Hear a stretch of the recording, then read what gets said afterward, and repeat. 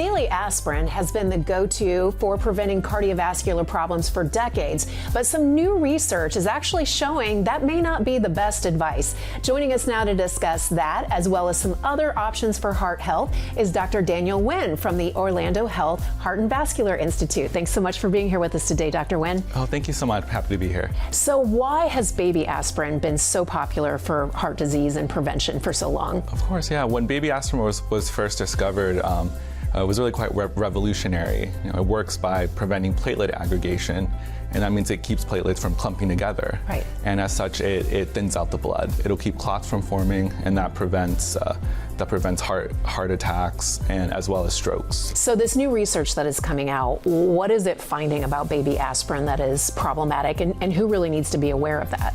Exactly. So initially, the recommendation was for essentially almost everyone to be on a baby aspirin to prevent heart attacks, prevent strokes.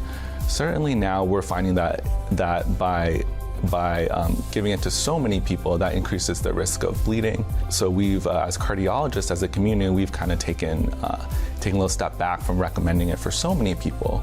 But certainly for people who have, let's say, they've had heart attacks and they've had strokes, then we still generally do recommend it. So another medication in your toolbox. This one has also been around for a long time, but beta blockers are very popular right now.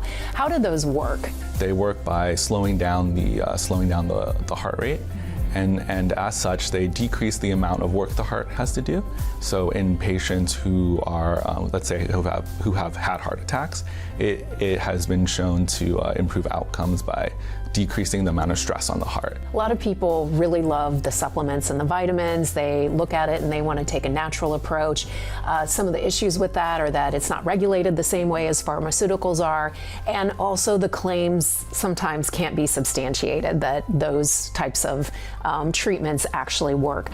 What are some supplements that we can take to help protect our heart? It's very common to see patients on, for example, fish oil, right? And that overall is generally pretty safe, especially in patients who they might not need to take a statin quite yet. St. John's wort is a very common one that has a lot of interaction. So I always caution my patients to let's take a careful look through your med list and make sure that this doesn't interact with anything else. So it's always very important to check with your physician because depending on what medications you're already on, then it may interact with some of those medications. And if you would like more information, you can visit orlandohealth.com/heart.